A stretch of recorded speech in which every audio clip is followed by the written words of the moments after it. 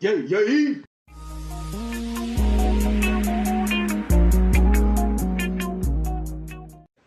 What it is, what it was, and what it be like. I'm your host with the most, with the toast that cooked the pot roast. Dang it, a prophet. Here on Prophetic News. Let's do it. Now, the first story we're gonna be topping this shit off with University of Utah shooting. Now, it left one motherfucker dead. Now, look at this shit right here.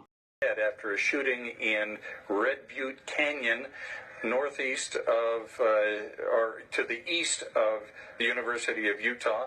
There is a huge police presence up at campus right now. Since all of this coverage began, and about, I want to say 20 minutes ago now, Fox 13's Matt McDonald heard shots, more shots, between 3 and 5 shots, as police have been looking for a suspect, a white male that is on the loose up there.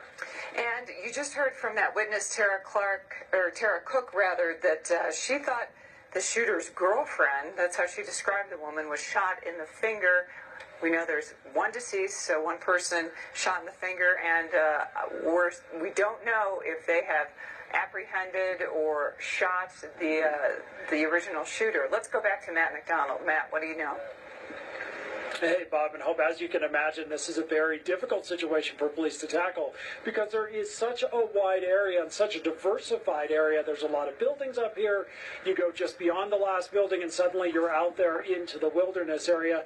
So what we believe that we're listening to as far as what kind of police activity we're seeing here in our immediate area here, just down the hill from the Natural History Museum, is that various teams of officers right now are going and trying to clear any single report that they've had of somebody who may match that with that description of the suspect. And I do want to go back to that, what we heard, what we believe were gunshots. It was right about 10:30, and I was just talking to one of the other people that was here with me at the same time, and he said the way that he would have described it is, I can't confirm that it was gunshots, but I've certainly heard gunshots before, and it's exactly what it sounded like. So we haven't heard that yet from any of the police officers. Perhaps that's one of the things that they'll be able to address when they set up that media staging area down there in front of the Huntsman Center. Jeff McAdams going to be down there for us. Certainly we'll be able to bring those updates to you live as soon as we hear that. But at least from our vantage point right now, things starting to calm down a little bit, and it appears what we're listening to and what we're seeing as far as activity is them trying to clear any single report that they've had that somebody could have spotted the suspect. So of course they have to go to that area, they have to clear it completely, make sure that that is secure, then be able to move on to their next areas as they try to close in. These motherfuckers, every goddamn time, man. I mean, it don't skip a beat. And they released his identity today. You know it's a fucking white dude. I mean, you can look this shit up yourself. I ain't got it in this clip, but you can look it up yourself. And that's what these crackers do, man. You know what I'm saying? Dylan Roof, motherfucking, the dude in Las Vegas, I forget his name, but not this goddamn dude. I mean, the motherfucking Colorado a few years ago, all these motherfuckers, man, they mass murderers, they terrorists, man. Fuck them.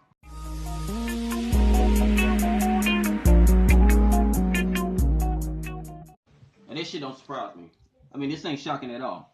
Now, quarterback Peyton Manning, he used to play for the Indianapolis Colts, and then before he retired, played for the Denver Broncos, which he won a Super Bowl 2 years ago against Carolina Panthers.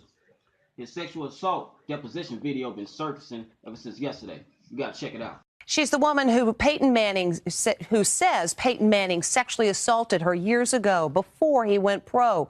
He says he was horsing around with a teammate. And now, in this exclusive interview, she's revealing for the first time what she says happened. This woman is speaking out for the first time on television about what she says legendary quarterback Peyton Manning did to her 21 years ago. I was repulsed. I was scared. I was intimidated. Back then, Dr. Jamie Nawright was director of health and wellness at the University of Tennessee. 19-year-old Peyton Manning was the school's All-American quarterback, destined for NFL greatness. On February 29, 1996, his injured foot was being examined in the athletic department's training room by Nawright, who holds a doctorate in education. What she says happened has been the subject of headlines and lawsuits ever since, but she's never spoken about it on television until now. I felt something on my face, and Peyton had pulled his shorts down and sat his anus, his testicles, on my face. So I pushed him up and out he turned around, pulled his shorts back up. And what did you say to him? I called him an ass. Manning denies her allegations and has insisted he was engaged in a prank, that he was mooning a friend in the training room. This is what he said under oath in this never-before-seen video deposition after Nawright sued him for defamation. I briefly pulled down my pants to so-called moon him. 1 second, 1.5 seconds, pulled my pants back up and continued with Jamie's examination of the bottom of my foot.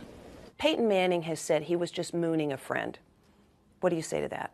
That's a lie. Peyton Manning! Nawright's description hardly fits the aw shucks image of Peyton Manning. He retired as one of the greatest quarterbacks of all time and has found a lucrative second career as the star of television commercials. Chicken parm, you taste so good.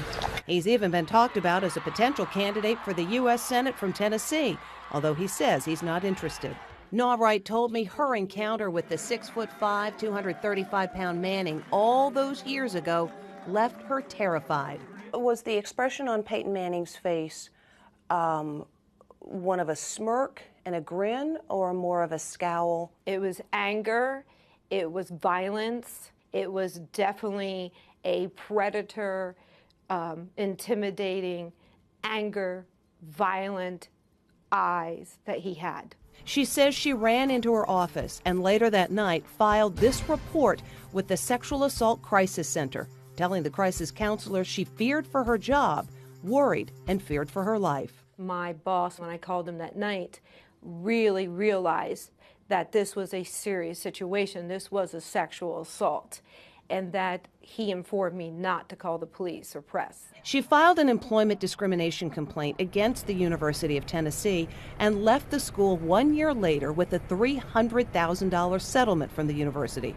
The incident surfaced again in 2001 when Manning and his father Archie co-authored this autobiography, in which Peyton called the incident crude maybe, but harmless, saying Nawright had a vulgar mouth.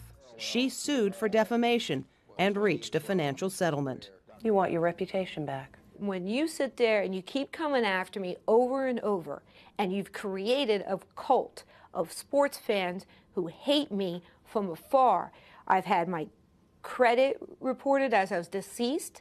I almost lost my Social Security. I've had my house and car insurance canceled. I've had death threats, and it sure hasn't helped my social life. For Manning, it is the controversy that won't go away. He was still asked about it at the emotional 2016 news conference when he announced his retirement from the NFL. I did not do what has been alleged, and I am not interested in relitigating something that happened when I was 19 years old. And I, kind of like my dad used to say when I was in trouble, I can't say it any plainer than that. In response to Dr. Nawright's interview with Inside Edition, Manning's attorney says in a statement, Peyton Manning has been absolutely clear. Jamie Nawright's accusations are false. When her claims were first investigated 21 years ago, she told a very different story. Her current account was invented several years later. Most recently, she left Peyton's mother a vulgar and extremely disturbing voicemail. Ms. Nawright should stop this abusive behavior. You called that number, and it was Archie's house, I think, right? And left a voicemail that did have some coarse language in it. I'm on Ambien, and I had sleptwalk and somehow found that number, and anger and Ambien is not a good combination. Jamie Nawright insists that her account of what happened in the training room has not changed in 21 years, and that to say otherwise is an effort to discredit and smear her as a victim. She says that after all this time, her story should finally be told. The reason why I'm here today is due to the courage and the bravery that the women have come forward with the Harvey Weinstein, the survivors and the victims. And that is really what has brought me here today to discuss that issue. Let's get serious. Now, this motherfucker said in that deposition video that he pulled his pants down for a second and then pulled them back up after mooning his friend. But this is what I'm thinking. And this is what I'm trying to find out. How in the fuck, if the doctor's sitting there trying to examine on his foot, he managed to squat down on her fucking face with his balls and shit slapped on her motherfucking face. And then she just pushed him off, what she said. She just pushed him off and said, "You're an ass." Literally speaking. Now, this kind of don't sound right to me. I mean, I can give a fuck if he did or not, as long as it ain't us that's doing this shit and that's being accused of doing this shit. You dig what I mean? But that motherfucking story just don't sound right. I mean, you sitting down, okay, you position yourself like this. You're on your knees. You checking out the foot. And then this motherfucker pull his pants down. For one, he got to get up while you on the ground and shit. So you supposed to feel this motherfucker getting up and tell this motherfucker stay still. And then he just drop his pants down and just sit his whole fucking ass and his fucking balls on your face. That don't make sense to me. I mean, what the fuck? And then you want to come out years and years later. She said she got inspired by the victims, by Harvey Weinstein and shit, when this shit happened 25 years ago, back in 96. I mean, not 25 years ago, over 21 years ago. 21 years ago to be exact. So, you know, like I said, what's kept in the dark shall come into light, man. So you seeing it with fucking Harvey Weinstein, James Toback, you seen it with this motherfucker, Bill O'Reilly. I mean, the list goes on and on and on. And more gonna keep on coming out too. From Hollywood, in the motherfucking entertainment world, everywhere, dog. It's gonna keep on coming out, man. Because they keep putting the lies on us when the truth is about to shine on their motherfucking ass, man. So look, you get what you motherfucking deserve, man. You know what I'm saying? You get what you get. So quit lying on us all the goddamn time, and maybe these things won't happen to y'all. Like it always do. There ain't no prophetic news. Like, comment, subscribe. Dog, hit that fucking like button. You know what I mean?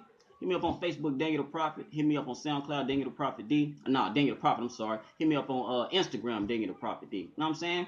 And on Saturday, I'm going to put some new music out and shit like that. Since I don't do no videos on Saturday, I put some shit out y'all could jam to, nod your head to, act a goddamn fool to. You know what I'm saying? But still keep the knowledge, still keep the God in your heart. You know what I'm saying? And keep some type of insanity. You know what I mean? So we up out of here. Y'all have a blessed Tuesday. See you Wednesday. Every real motherfucker that wanna get teached. If you wanna get reached, come listen to my fucking speech. If you a nigga that don't change like bleach, if y'all on the streets really want peace.